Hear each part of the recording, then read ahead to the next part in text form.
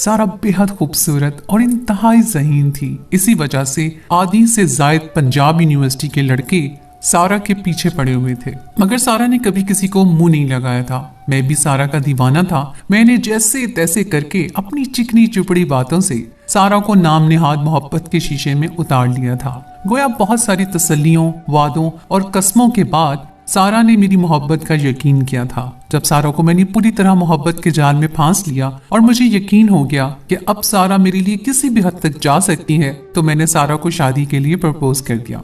मुझे यकीन था सारा मुझे रिजेक्ट नहीं करेगी। ऐसा ही हुआ। सारा ने मेरे मुतालिक हर बात करने का वादा करते हुए मेरा प्रपोजल कबूल कर लिया और मुनासिब मौके का इंतजार करने लगी। मुनासिब मौका आने तक मैं सारा के जहन और दिल में अपनी मोहब्बत का रंग चढ़ा रहा था। यहाँ तक कि सारा मेरी खातिर इनकार की सूरत में अपने घर वालों की मर्जी के खिलाफ जाकर कोर्ट मैरिज करने पर भी राजी हो गई। जब मुनासिब मौका आया और सारा ने मेरे मुतालिक घर बात की, सारा के वालिदैन ने सख्ती से मना कर दिया, बल्कि सारा के भाइयों ने उस पर तालीम हासिल करने तक की पाबंदी लगा दी और सारा यूनिवर्सिटी छोड़कर घर बैठ गई। सारा ने मौका मिलते ही अपने हमसायों के जरिए मुझसे राब्ता बहाल किया और यूं मेरे कहने पर घर से फरार होकर मुझसे शादी कर ली। मगर मुझसे शादी के बाद सारा के सर से मोहब्बत का भूत जल्द उतर गया जब सारा को मेरे वालिदैन ने कबूल करने से इनकार कर दिया। सारा ने मुझे वालिदैन को छोड़कर अलग रहने पर मजबूर करना चाहा, मगर मैंने ये कहते हुए साफ इनकार कर दिया कि तुमने किसी खातिर वालिदैन को छोड़ा तो तुम्हें कोई भी कबूल करने के लिए तैयार नहीं। अगर मैं भी तुम्हारी तरह वालिदैन को छोड़ दूंगा तो कल को मुझे भी मेरी औलाद क्या अजीजो अकारब भी कबूल करने के लिए तैयार नहीं होंगे। मेरी बात सुनकर सारा की जुबान पर ताला लग गया। वो मेरे तासुरात और लहजा देखते हुए सहम गई। उसकी आंखों में नमी उतर आई। वो खामोशी से एक साइड पर बैठ गई और मैं घर से बाहर निकल गया।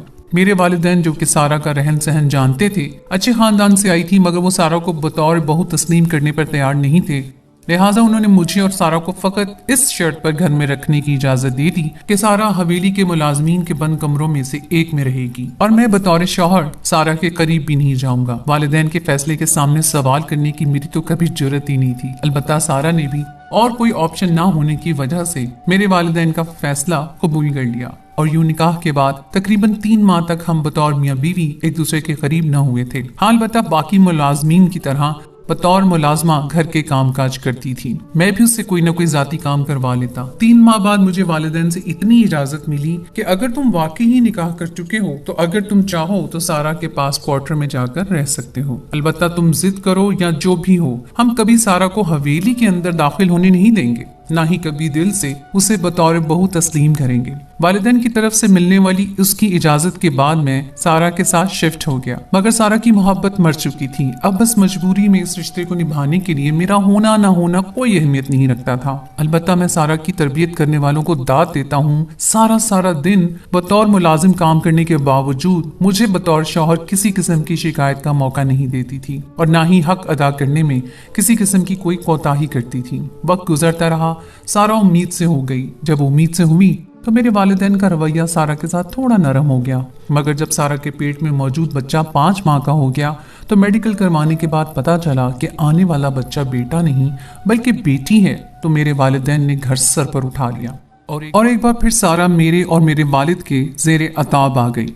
मेरे वालिदैन ने जिद करना शुरू कर दी कि सारा को तलाक देकर हवेली से निकालो। किसी भी तरह सारा के पेट में मौजूद इस बच्चे को इस दुनिया में आने से पहले इस दुनिया में नहीं आना चाहिए। मैंने हिम्मत करके वालिदा को समझाना चाहा, मगर उन्होंने मुझे भी सारा के साथ हवेली से निकल जाने का हुक्म सुना दिया। मजबूरन मैंने सारा से बात की, थोड़ा दबाव डाला तो सारा मान गई।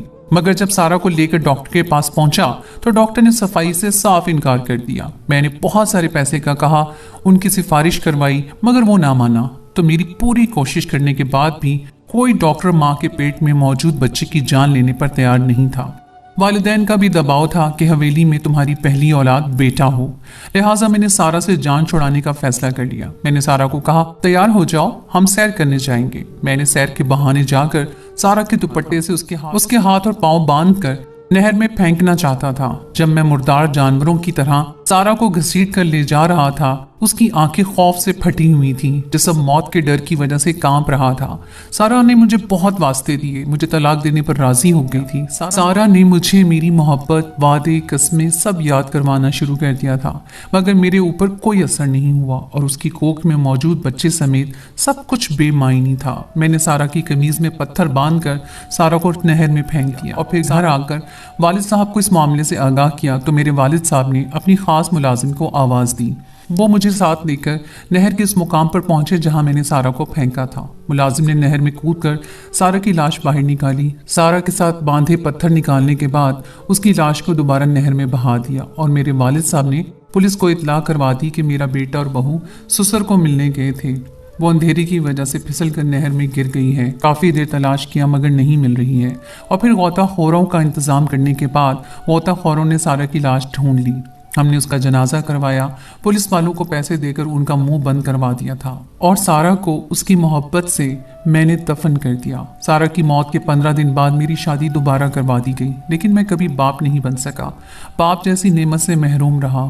میں نے تکبر میں بہت بڑا گناہ کر دیا تھا۔ میرے والدین بھی اب راضی تھے کہ بیٹا نہیں تو بیٹی ہی ہو جائے، اور میری بیوی کو بھی کہتے کہ ہمیں حویلی کا وارث دے دو، مگر شاید وہ بھول گئے تھے کہ انہوں نے نبی کریم صلی اللہ علیہ وآلہ وسلم کی امتی لڑکی کے ساتھ کیا کیا تھا۔ میرے والدین میری اولاد ہونے کا انتظار کرتے کرتے قبر میں جا سوئے۔ والدین کی موت کے بعد لاکھوں دعاؤں اور علاج معالجہ دیسی ٹوٹکے آزمانے کے بعد بھی میں اولاد جیسی نعمت سے محروم رہا۔ میرے سارا کو قتل والے جرم پر بھی اللہ نے پردہ ڈال رکھا تھا، مگر میں آج بھی غور کرتا ہوں مجھے اس پر کتنا ملال تھا، مگر اب میری حالت بہت بری ہو گئی تھی۔ مجھے اپنی زندگی میں ہی سزا ملنے لگی تھی۔ مجھے ہر وقت ڈر لگا رہتا کہ میں بھی نہر میں ڈوب کر مر جاؤں گا۔ میں کئی بار خواب میں خود کو نہر میں ڈوبتے ہوئے دیکھتا تھا تو سوتے ہوئے ہی بچاؤ بچاؤ کی آوازیں لگانا شروع کر دیتا تھا۔ میرے اس عمل کی وجہ سے میری بیوی کی نیت خراب ہو گئی اور میری بیوی مجھے حویلی سے نکال کر خود حویلی میں سوتی ہے اور میرا بستر ملازمین کے کوارٹر میں سارا والے کمرے میں لگا دیا گیا۔ میری زندگی کی موت سے اب تک مجھے چھوٹے بچے بھی چھیڑتے ہیں کہ چودھری صاحب تم نے بھی نہر میں ہی مرنا ہے جیسے اپنی بیوی کو مارا تھا۔ میں پاگل ہو رہا تھا، زندگی موت سے بدتر ہو گئی، جینا مشکل ہو گیا۔ پھر آخر میں نے خودکشی کرنے کا سوچ لیا اور نہر میں کودنے کے لیے گھر سے نکل پڑا۔ میں نے اپنے ساتھ پتھر باندھے اور نہر میں چھلانگ لگا دی۔ سچ کہتے ہیں لوگ اچھے کا اچھا اور برے کا برا انجام ہوتا ہے۔ میری سب بیٹیوں سے التجا ہے خدا کے لیے اپنے والدین کے فیصلوں پر سوال مت اٹھایا کرو، اپنے والدین کو راضی رکھا کرو۔ والدین کبھی بھی اپنی اولاد کا برا نہیں سوچتے اور ان کے فیصلوں پر خوش ہونا چاہیے، کیونکہ والدین کے فیصلوں میں اللہ کی برکت ہوتی ہے۔ آج تک جو کوئی بھی اپنے والدین کے خلاف جا کر شادی کرتا ہے کبھی خوش نہیں ہو سکتا۔ اللہ پاک ہمیں اپنے والدین کے فیصلوں پر خوش رہنے کی توفیق عطا فرمائے، آمین۔